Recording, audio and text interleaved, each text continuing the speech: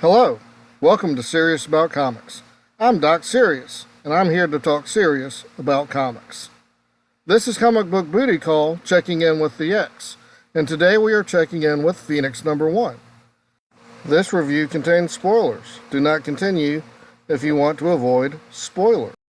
Phoenix #1 is written by Stephanie Phillips and drawn by Alessandro Miracola, with colors by David Curiel, letters by Corey Pettit, and the main cover by Yasmin Putri. The cast. Naturally, this issue features Jean Grey as the Phoenix. This is Jean's first solo series with a code name.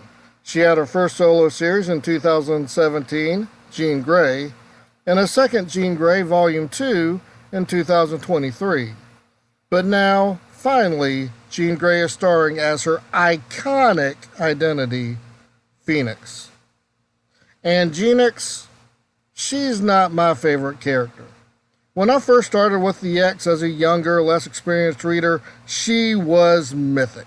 The X-Man who was reborn after saving her team, reborn with vast cosmic power, driven insane, destroyed stars, planets, civilizations, and sacrificed herself to, again, save her team. The story of a quiet young mutant who grew to godlike levels and made epic sacrifice is a tale for all time. Which is why you can't tell an X-Men story without the Dark Phoenix saga.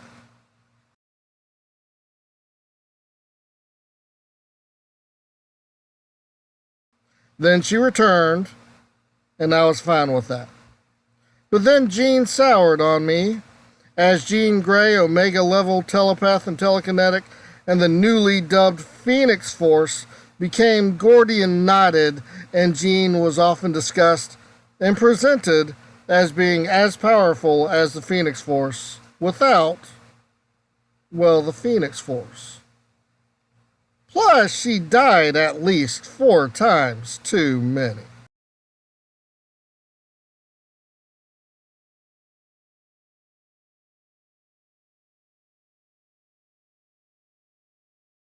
But Genix isn't alone. She's got Rich Rider, Nova, with her. And I've been a fan of the Human Rocket since his weird villain days from the late 70s. Be sure to thank Nova, Jean. He got you a booty. Get! But what about the villains? We see Morg, Galactus' 10th Herald. The Herald following Frankie Ray, also known as Nova. A different Nova from Richard Rider.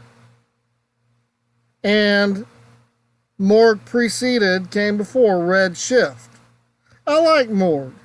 His whole existence makes sense to me.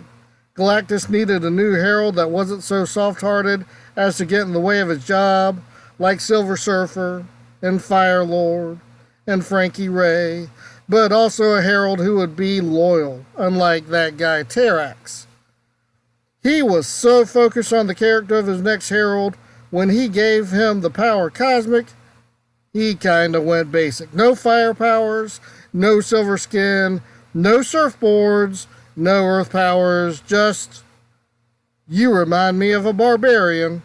Here, take an axe. We also see Pericus, a Thor villain, a dark god of power unlimited and energy infinite who, wait, is this right? You're kidding me. He hasn't been seen in 20 years? Yeah, okay, energy infinite. That's right. Truth be told, I appreciate lesser used characters, but it's ironic he was a god of such grandiosity, and then he disappeared for 20 years. I don't really know much about Pericus, but what I can see, it doesn't look like much was done to give him much character or originality. Evil god, Thor enemy with great strength and generic energy powers. The most interesting thing about Pericus is, Thor cleaved off one of his arms in their last battle. But despite my appreciation of Morg, he's just there to provide action as he's a punching bag for our heroes. which kind of downplays his threat since we don't get any information, if you're not familiar with him, about being a former Herald of Galactus. However, Pericus, while he doesn't fight our heroes in this issue, he certainly is written with a sense of portending threat. Both Morg and Pericus show us the level at which Phoenix will be working, and while I would have preferred a better showing for Morg, Pericus is giving us the look of an imposing menace.